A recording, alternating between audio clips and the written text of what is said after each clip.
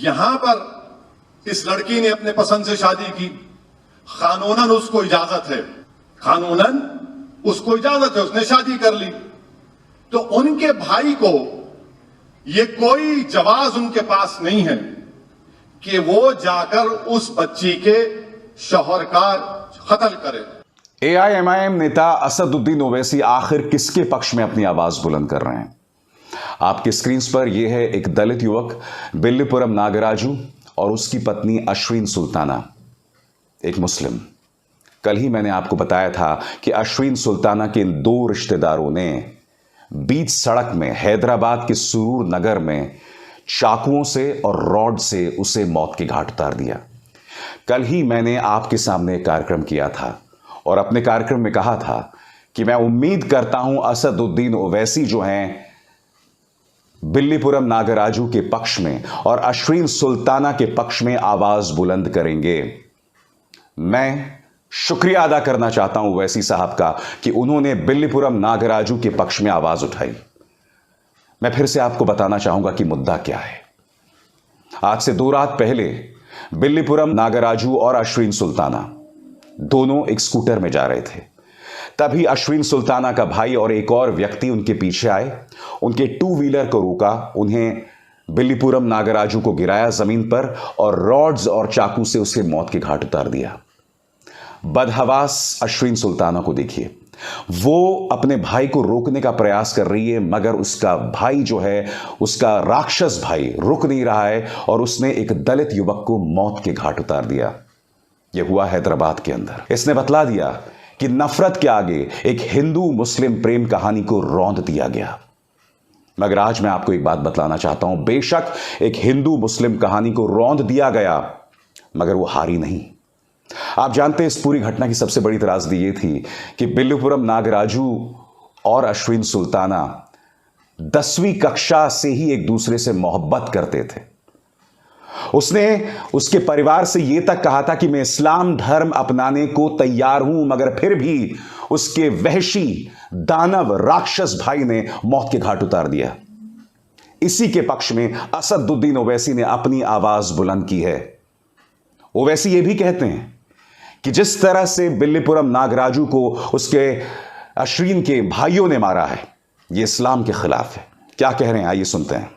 कानूनन जुर्म है, इस्लाम में बदतरीन जुर्म कत्ल है, बदतरीन जुर्म कत्ल है। याद रखो आप, जो मासूम लोगों का कत्ल करता है वो उसी हालत में अल्लाह के दरबार में खड़े होगा हिसाब किताब के दिन कि या अल्लाह, ये फला शख्स मुझे मारा था, अब तू मेरा हिसाब कर।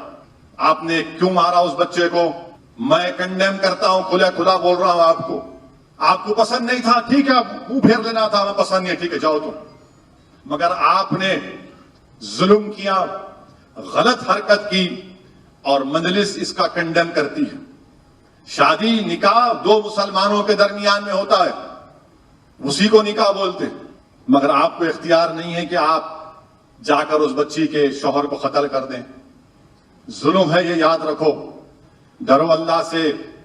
कुरान करीम की अलमाइदा की सूरह अलमाइदा की आयत नंबर 32 को पढ़ो जाकर आप। अल्लाह सुब्हानहू तआला फरमा रहे कि अगर कोई एक नाहक इंसान को कत्ल करेगा, उसने पूरी इंसानियत को कत्ल करने के बराबर। किसी ने अगर एक की मासूम की जान बचाई तो उसने पूरे इंसानियत को बचाया। मैंने कल ही कहा था, मुझे इस बात का डर है कहीं इस मुद्दे को सांप्रदायिक ना बनाया जाए, और यह मुद्दा तभी सांप्रदायिक नहीं बनेगा अगर इस मुद्दे पर AIMIM, वहां की सत्तारूढ़ पार्टी और भारतीय जनता पार्टी जिम्मेदारी भरी भूमिका निभाएं, क्योंकि यह एक हेट क्राइम है, एक मजहब के खिलाफ हेट क्राइम है। जी हां, क्यों? क्योंकि बिल्लीपुरम नागराजू को इसलिए मारा गया क्योंकि वह दलित था, एक हिंदू था। अश्विन सुल्ताना के भाई उससे इसलिए नाराज थे और तभी इस घटना को अंजाम दिया गया है। मगर इस पूरे घटनाक्रम में हम सबको जिम्मेदारी भरे रवैये का परिचय देने की जरूरत है। हम इसे भड़का नहीं सकते, क्योंकि अगर हम इसे भड़काएंगे तो यह नफरत और बढ़ेगी। और इस लिहाज से मैं स्वागत करता हूं कि असदुद्दीन ओवैसी ने अपनी राय दी है। मैं उम्मीद करता हूं कि भारतीय जनता पार्टी के नेता भी सामने उभर कर आएंगे और इस मुद्दे पर जिम्मेदारी भरे रवैये का परिचय देंगे। और मैं उम्मीद करता हूं कि जो कुर्बानी बिल्लीपुरम नागराजू ने दी है, जो कुर्बानी अश्विन सुल्ताना ने दी है, वो आने वाले दिनों में मिसाल साबित होगी। आप जानते हैं सबसे बड़ी त्रासदी है कि अश्विन सुल्ताना ये कह रही थी कि मेरे नागराजू को मेरा भाई मारता गया रॉड्स और चाकू से, और आसपास भीड़ खड़े होकर नाटक देखती रही। भीड़ ने कुछ नहीं किया, सिर्फ 2 लोग थे और वहां भीड़ के तौर पर 100 लोग खड़े थे, किसी ने कुछ नहीं किया। और ये वो देश है जहां बात बात पर लोगों की मॉब लिंचिंग कर दी जाती है, अफवाहों के बिना पर मॉब लिंचिंग कर दी जाती है, बगैर किसी के गुनाह को देखे हुए ऐसे ही मॉब लिंचिंग कर दी जाती है। ढेरों मिसालें हमारे सामने, महाराष्ट्र से, मध्य प्रदेश से, उत्तर प्रदेश से, तमाम जगहों पर। और जब उस मॉब ने देखा कि सामने 2 लोगों के हाथ में हथियार थे, और हथियार भी क्या थे, एक रॉड था, एक चाकू था, क्या इनमें इतनी भी हिम्मत नहीं हो सकती थी कि वो आके रोकते? जब वो अपना काम कर चुके थे तब भीड़ जो है उसके भाई की तरफ दौड़ती है जिसके हाथ में रॉड था।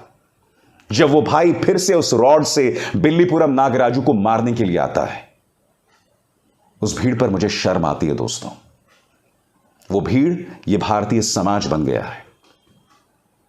मगर हां, बिल्लीपुरम नागराजू और अश्विन सुल्ताना इस समाज की एक छोटी सी उम्मीद है, एक महीन सी उम्मीद, एक महीन सी किरण है। मोहब्बत की मिसाल हमेशा आबाद रहे, मेरी ईश्वर से प्रार्थना है।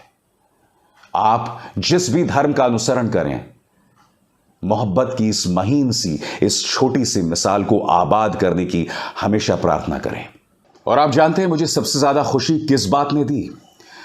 कल जब सबसे पहली बार मैं आपके सामने ये खबर लेकर आया था कि एक दलित युवक की हत्या 2 मुसलमानों ने कर दी, सिर्फ इसलिए क्योंकि उनमें से एक की बहन ने, उस दलित युवक ने शादी की थी। तब मेरे कमेंट सेक्शन में, चाहे फेसबुक हो या यूट्यूब, अधिकतर मुसलमान जो थे, जैसा कि मैं उम्मीद कर रहा था, अधिकतर मुसलमान मारे गए दलित युवक के साथ थे। वो लगातार ये कह रहे थे कि मोहब्बत को ये सिला नहीं मिलना चाहिए। वो लगातार ये कह रहे थे कि इस तरह से मोहब्बत को नफरत के जरिए नहीं दबाया जा सकता। मैंने जो उम्मीद की थी वही सामने उभर कर आया। हां, इक्का दुक्का लोग थे और उन इक्का दुक्का लोगों को मैंने ब्लॉक भी कर दिया है, क्योंकि मेरे इस मंच पर नफरती लोगों की कोई जगह नहीं है। मेरे इस मंच पर पीड़ितों और जो कमजोर और बेकसूरों के मैं मुद्दे उठाता हूं, सरकार से सवाल करता हूं, जो मैं अपने पत्रकारिता के करियर में लगातार करते रहा हूं। और एक और चीज मैं आपको बतलाना चाहता हूं, हमेशा याद रखिए, चाहे हिंदू हो या मुसलमान, औरतों का शरीर, औरतों की सोच उनकी अपनी है। औरतों के शरीर और उनकी सोच पर मर्दों का अधिकार नहीं है। इसलिए अगर एक औरत यह फैसला करती है कि वो किसी हिंदू या किसी मुसलमान या किसी ईसाई से शादी कर रही है, तो ये इसका अपना अधिकार है। मर्द औरत को अपनी मिल्कियत नहीं समझ सकते। इसलिए अश्विन सुल्ताना ने जो किया या उसके साथ जो नाइंसाफी हुई, वो सिर्फ इस बात तक सीमित नहीं है कि उसके पति की हत्या कर दी गई। वो गुनाह उससे कहीं बड़ा है, क्योंकि जब अश्विन सुल्ताना ने नागराजू से शादी की थी तो यह अपना फैसला था उसका। उसका परिवार उसका विरोध कर रहा था, मगर फिर भी उसने वो फैसला लिया। यह उसका अपना फैसला था। और जब उसके भाई ने नागराजू की हत्या कर दी तो यह अश्विन सुल्ताना के अधिकार की हत्या थी, उसके फैसले की हत्या थी। इस खबर को आप सिर्फ हिंदू मुस्लिम के आईने से मत देखिए। यह खबर उससे बहुत बड़ी है। यह खबर औरतों के अधिकार की बात करती है। यह खबर नफरत जिस तरह से मोहब्बत को रौंदने की बात करती है, और कई ऐसी मिसालें सामने उभर कर आई हैं, यह खबर उस बारे में है। मेरी इस बात पर जरूर गौर कीजिएगा। अभिसार शर्मा को दीजिए इजाजत। नमस्कार।